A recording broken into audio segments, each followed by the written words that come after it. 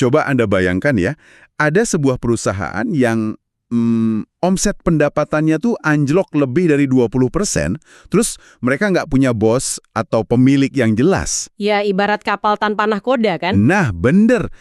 Tapi entah gimana, harga sahamnya justru meroket hampir 80% cuma dalam waktu 1 bulan. Secara logika dasar sih, ini resep bencana finansial. Benar-benar sebuah paradoks yang sempurna ya. Kondisi kayak gini tuh anomali yang menantang semua teori investasi yang mungkin pernah kita pelajari di bangku kuliah. Dan itulah misteri yang bakal kita bedah habis-habisan hari ini. Selamat datang di sesi eksplorasi sumber mendalam kita. Hari ini hari Senin, 4 Mei 2026. Ya, dan pasar emang lagi dibayangi awan ketidakpastian yang tebel banget sih hari ini. Setuju. Tapi untuk Anda yang lagi dengerin sekarang, justru di titik-titik buta kayak gini nih, peluang keuntungan sering banget sembunyi. Sesi kita kali ini, sama sekali bukan cuma ringkasan berita ya. Betul. Kalau Anda mencari panduan nyata tentang gimana memadukan data fundamental yang kaku sama realita lapangan yang liar, nah anggap aja ini sesi bedah portofolio eksklusif kita bersama. Oke, mari kita bongkar satu emiten ini secara total. Kita nggak bakal menelannya mentah-mentah, tapi kita bedah pakai 4 sudut pandang utama nih. Ada analisis fundamental, terus sentimen atau rumor, bandarmologi, dan pastinya teknikal. Dan emiten yang jadi bahan eksperimen kita hari ini adalah PT Industri dan Perdagangan Bintrako Dharma Tbk atau yang di layar bursa kita kenal dengan kode saham CRS. Tumpukan materi yang saya bawa ke meja hari ini tuh lumayan beragam ya. Ada laporan keuangan resmi kuartal 1 2026 dari CRS, catatan analisis dari Indo Premier, terus data industri dari Gaikindo, laporan dari Kontan, sampai kasakusuk dari YouTube, Milinomics. Wah, komplit ya. Dan semuanya itu saling bertabrakan ngasih cerita yang beda-beda. Jadi mari kita urai benang kusut ini pelan-pelan. Oke, mari kita bedah. Tapi sebelum masuk ke sahamnya, kita harus petakan arena bermainnya dulu nih. Kontan pagi ini ngelaporin Wall Street lagi berdarah. Indeks S&P 500 sama Nasdaq tuh jatuh karena ketegangan di Selat Hormuz. Ya, eskalasi geopolitik yang lumayan bikin panik pasar global. Betul. Dan sebagai catatan aja nih, kita melihat konflik ini murni dari kacamata dampaknya ke ekonomi dan rantai pasok aja ya, tanpa ngambil sisi politik apapun. Di waktu yang sama, rupiah kita juga babak belur ke level 17.429 per dolar AS. Lumayan tertekan ya nilai tukar kita? Iya banget. Makanya logika saya bilang, IHSG hari ini tuh harusnya hancur. Tapi anehnya, ada net buy atau pembelian bersih asing yang jumbo banget sampai 1,92 triliun rupiah di awal pekan. Kenapa modal asing malah masuk ke kita pas dunia lagi panik? Nah, apa yang lagi terjadi ini tuh sebenarnya fenomena pelarian ke aset real yang defensif. Smart money atau uang pintar dari asing ini lagi atur ulang portofolionya mereka. Oh, jadi pindah tempat berteduh gitu ya? Tepat sekali. Pas geopolitik memanas, modal keluar dari sektor spekulatif di negara maju, terus cari tempat aman di negara berkembang yang mesin konsumsi domestiknya kuat. Dan data Gaikindo membuktikan itu. Maksudnya soal daya beli mobil itu ya? Iya, di awal 2026 ini, wholesale mobil secara nasional malah naik 7%. Penjualan retailnya juga naik 4,5%. Berarti asing markir triliunan dananya di sini karena ngelihat fakta kalau orang Indonesia tuh masih terus beli mobil terlepas dari apa yang terjadi di luar sana. Secara sederhana sih gitu. Daya beli kelas menengah atas kita tuh kebal. Dan disinilah CORS memposisikan dirinya dengan sangat cantik. Anak usaha mereka, Nasmoko itu kan bukan dealer biasa. Ya, mereka dealer utamanya Toyota buat seluruh Jawa Tengah dan DIY kan? Kayak punya monopoli gitu. Lebih tepatnya, hak eksklusivitas operasional. Coba perhatikan datanya nih. Merek Toyota itu menguasai 31,7% pangsa pasar nasional. Dan yang lebih penting, mereka kuasai 59% pasar kendaraan hybrid. Wow, 59% itu dominan banget ya? Banget. Punya hak jual eksklusif di Jawa Tengah untuk produk paling laku di negeri ini tuh, ibaratnya parit pertahanan bisnis yang super dalam. Kompetitor baru nggak bisa tiba-tiba nyewa ruko di Semarang terus ngalahin Nasmoko. Oke, pertahanannya kuat secara merek. Tapi mari kita masuk ke fundamental keuangannya nih. Karena pas saya baca laporan kuartal 1, logika saya agak terganggu. Kenapa tuh? Angkanya jelek ya? Pendapatan kotor CARS anjlok lumayan tajam. turun 20,8%, jadi cuma 1,13 triliun. Kalau omset turun 1/5, harusnya labanya hancur kan? Normalnya sih begitu kalau kita pakai logika dagang biasa. Tapi anomali malah terjadi. Laba bersih mereka tuh stabil, malah naik tipis, jadi 49,1 miliar. Dan yang gila, laba kotor meroket 23,8%. Ah, iya iya. Ibarat toko nih, yang datang sepi, barang yang kejual dikit, dompet yang punya toko malah makin tebel. Gimana ceritanya secara operasional bisa gitu? Kalau Anda cuma lihat baris pendapatan paling atas, emang kelihatan kayak bisnis yang lagi merosot. Tapi ini tuh contoh sempurna dari pergeseran strategi ke quality of earnings atau kualitas laba. Maksudnya mereka jualan barang yang lebih mahal gitu. Betul. Bayangin tahun sebelumnya mereka sibuk jual 100 mobil LCGC yang murah. Volume gede, tapi marginnya tipis banget, paling 2 atau 3%. Sekarang mereka ngerem itu. Mungkin cuma jual 50 mobil, tapi mobil hybrid premium. Oh, pantesan. Saya punya data Gaikindo di sini. Penjualan mobil plug-in hybrid atau PHEV nasional melonjak 3.775%. Gila sih angkanya. Nah, itu dia. Jual 1 unit SUV hybrid, ini keuntungannya bisa nutup hilangnya volume dari jual 3 atau 4 mobil murah. Margin laba kotor CARS melebar jadi 14,9% sekarang. Berarti konsumen menengah atas ini benar-benar nggak peduli inflasi ya? Iya, mereka lumayan kebal. Terus ada mesin pencetak uang kedua yang sering dilupain orang nih. Layanan purna jual atau after sales. Oh, jaringan bengkel CR Fix itu ya? Tepat. Di industri otomotif, untung jual mobil baru tuh tipis. Sapi perahnya justru ada di servis rutin, ganti oli, dan spare part. Margin CR Fix ini tebel banget. Jadi walau unit mobil barunya turun, labanya menebal karena mereka jualan jasa dan suku cadang ya. Terus saya juga lihat hutang mereka makin sehat, DR-nya turun ke 1,14. Sangat efisien kan? Perusahaan ini nyetak laba murni dari efisiensi operasional. Tapi tunggu dulu. Dengan fundamental secantik ini, pertanyaan pragmatisnya buat Anda yang lagi dengerin adalah, apakah saham ini murah buat dibeli? Menarik nih ngomongin valuasi. Secara rasio price to earnings atau PE, Kars ada di 9,4 kali. Jauh lebih murah dari rata-rata IHSG yang 17,4 kali. Tapi pas Indo Premier hitung pakai metode discounted cash flow atau DCF, Yang memproyeksikan arus kas ke masa depan itu ya? betul, mereka menyimpulkan harga wajar Kars tuh cuma 57–58 rupiah aja. Wah, benturan realita yang sangat keras ya ini. Keras banget. Padahal harga di layar bursa sekarang ada di 93. Bulan lalu bahkan sempat terbang ke 140. Kenapa pasar rela bayar mahal banget? Padahal Excel analis bilang kemahalan. Jawabannya simpel sih, Model Excel dan DCF tuh nggak pernah bisa memetakan emosi, ketakutan, dan ekspektasi liar soal masa depan. Maksudnya masa depan yang belum kejadian ini? Ya, kalau murni hitung berapa mobil bensin yang bisa dijual bulan depan, wajar harganya cuma 58. Tapi pasar sekarang lagi beli yang namanya strategic call option. Kita harus bahas gajah di pelupuk matanya nih.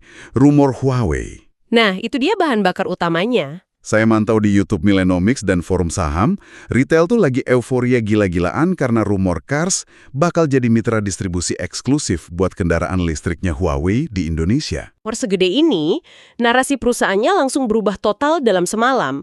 Mereka nggak lagi dilihat cuma sebagai dealer regional, tapi pemain kunci mobilitas energi baru skala nasional. Tapi kan belum ada konfirmasi resmi sama sekali sampai bulan Mei 2026 ini. Memang belum. Makanya ini disebut call option. Kalau ternyata beneran masuk, ledakan pendapatannya nggak bakal bisa diukur pakai DCF biasa, makanya investor ngeborong. Tunggu, saya mau skeptis dikit nih. Masa kita buang valuasi rasional cuma gara-gara rumor YouTube? Ini kan kayak resep bunuh diri finansial buat yang kena FOMO. Rasionalitas bursa itu berlapis-lapis. Tentu kalau beli murni karena rumor itu spekulasi buta. Tapi Anda harus paham psikologi kerumunan. Label EV itu kayak sihir. Retail rela bayar mahal sekarang demi potensi untung ratusan persen nanti. Jadi lonjakan ke 140 kemarin murni harga sebuah euforia ya? Murni euforia. Tapi ngomongin masa depan ini bawa kita ke teka-teki yang makin absurd nih. Coba kita masuk ke lensa bandarmologi. Kalau sentimen Huawei ini nyata, kenapa struktur kepemilikan saham ini malah berantakan? Bagian ini nih yang bikin makin menarik buat diurai. Gimana tuh datanya? Berdasarkan keterbukaan informasi, perusahaan ini nyaris nggak punya bos. Pengendali awalnya AHB Niaga udah buang semua sahamnya sampai sisa 0% di 2023. 0%. Berarti full punya publik dong? Betul. Free float atau saham beredar di publik nyentuh 94,51%.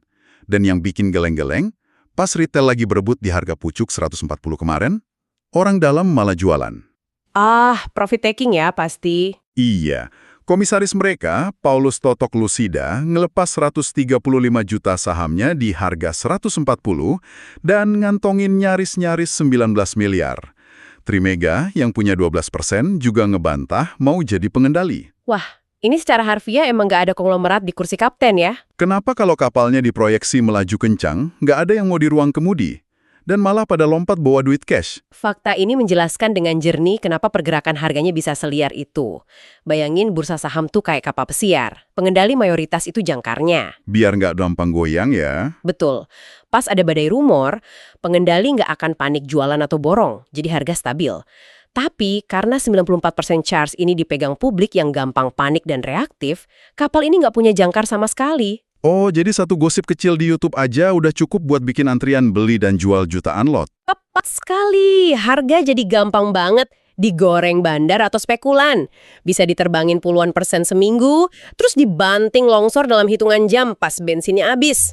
Terus soal komisaris yang jualan di puncak tadi gimana? Dari kacamata bandarmologi, itu aksi profit taking paling rasional. Beliau sadar harga 140 itu didorong sentimen liar. Jauh di atas fundamental nyatanya. Wajar dong beliau cairin untung. Itu nggak berarti perusahaannya bobrok. Masuk akal sih. Tapi kalau gitu beli saham yang 94%-nya free float ini kayak masuk arena gladiator tanpa senjata dong. Kita diombang-bambing bandar. Kenapa masih ada uang besar yang mau masuk? Karena struktur tanpa bos ini tuh pedang bermata dua. Sisi gelapnya emang gampang dimanipulasi. Tapi sisi terangnya, ini adalah target akuisisi paling mulus di bursa kita. Oh wow, maksudnya buat take over gitu. Bangun ekosistem bengkel dan cari izin dari nol bertahun-tahun, mending coplok aja perusahaannya udah punya semuanya. Dan karena nggak ada dinasti keluarga yang jadi pengendali mayoritas, negosiasinya jadi gampang ya? Sangat gampang. Tinggal sapu bersih saham di pasar reguler atau negosiasi tanpa drama birokrasi tradisional. Institusi besar ngelihat saham publik yang 94% ini bukan sebagai kekacauan. Tapi sebagai kursi tahta kosong yang nunggu diduduki ya? Betul, undangan terbuka yang manis banget. Bikin kepala berputar nih tumpang tindih informasinya, fundamentalnya membaik, valuasi arus kas kemahalan, rumor Huawei bikin emosi, terus status kapal tanpa nahkoda yang ngundang akuisisi. Makanya kita butuh lensa terakhir nih buat bantu navigasi. Analisis teknikal ya, apa kata grafik tentang jejak langkah uang di saham ini? Secara teknikal murni, grafik ngasih tahu kalau kereta euforia ini lagi kehabisan bensin. Kalau kita lihat indikator MACD, garis momentumnya tuh udah menyilang patah ke bawah. Bisa disederhanain nggak maksudnya patah ke bawah itu buat pendengar kita? Boleh. Ibarat mobil sport yang dipaksa nanjak terus sampai harganya meledak ke 140. Nah, indikator RSI ngukur suhu mesinnya.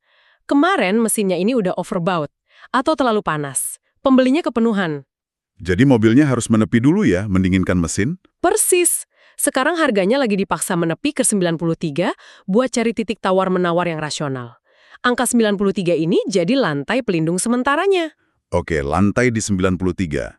Terus kalau ternyata dia siap tancap gas lagi, batas atas mana yang harus kita pantau? Level psikologis dan resisten krusialnya ada di angka Rp111.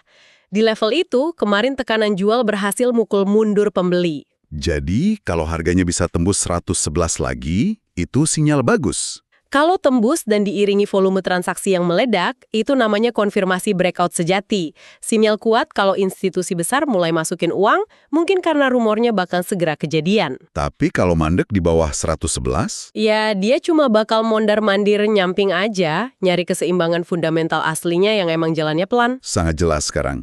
Jadi, merangkum semua pembedahan ini, apa instruksi taktis buat pendengar kita? Beli sekarang, sabar dulu, atau buang aja sahamnya? Arahan strategisnya adalah hold buat Anda yang udah punya dari bawah dan akumulasi super perlahan buat yang paham resiko volatilitas. Jangan ngejar harga pas monitor lagi hijau melesat. Tunggu momen pembuktiannya ya. RUPT kan sebentar lagi. Nah ya, RUPT 2026 ini kuncinya. Di situ manajemen nggak bisa lagi ngumpet dari pertanyaan pemegang saham soal rumor Huawei ini. Kita bakal dapat konfirmasi absolut dari jualan hybrid dan jasa bengkel tadi.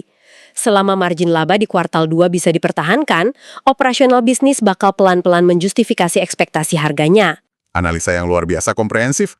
Pelajaran mahalnya dari sesi ini tuh, ngerangkai puzzle di pasar modal, nggak bisa cuma pakai satu grafik ya. Sangat setuju.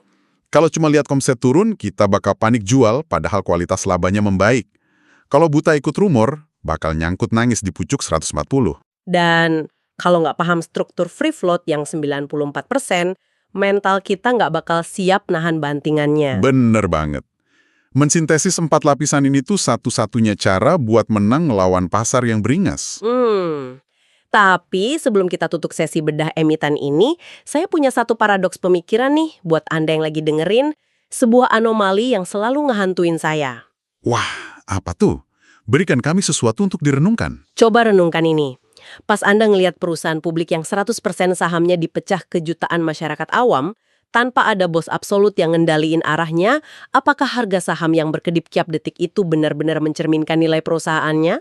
Maksudnya nilai dari mesin bengkelnya dan kerja keras mekaniknya gitu. Iya, atau jangan-jangan layar yang merah hijau itu cuma cermin raksasa yang mantulin ketakutan buta dan keserakahan yang menyala-nyala dari para investor retail itu sendiri? Wow. Menurut Anda, siapa yang sebenarnya lagi diukur valuasinya nih? Perusahaannya atau psikologi masanya? Itu teguran filosofis yang bakal bikin kita semua mikir panjang malam ini sih. Ya. Terima kasih banyak atas pendalaman yang tajam hari ini. Dan buat Anda yang udah nyimak dari awal, ingat ya, analisa itu bukan buat cari kepastian 100%. Itu mustahil. Betul, tugas kita cuma pahamin arah angin dan nempatin jangkar di saat yang tepat. Jangan pernah berhenti pertanyakan apa yang disajikan ke Anda. Terus asah pisau analisa Anda. Sampai jumpa di sesi eksplorasi sumber mendalam kita berikutnya. Selamat berinvestasi.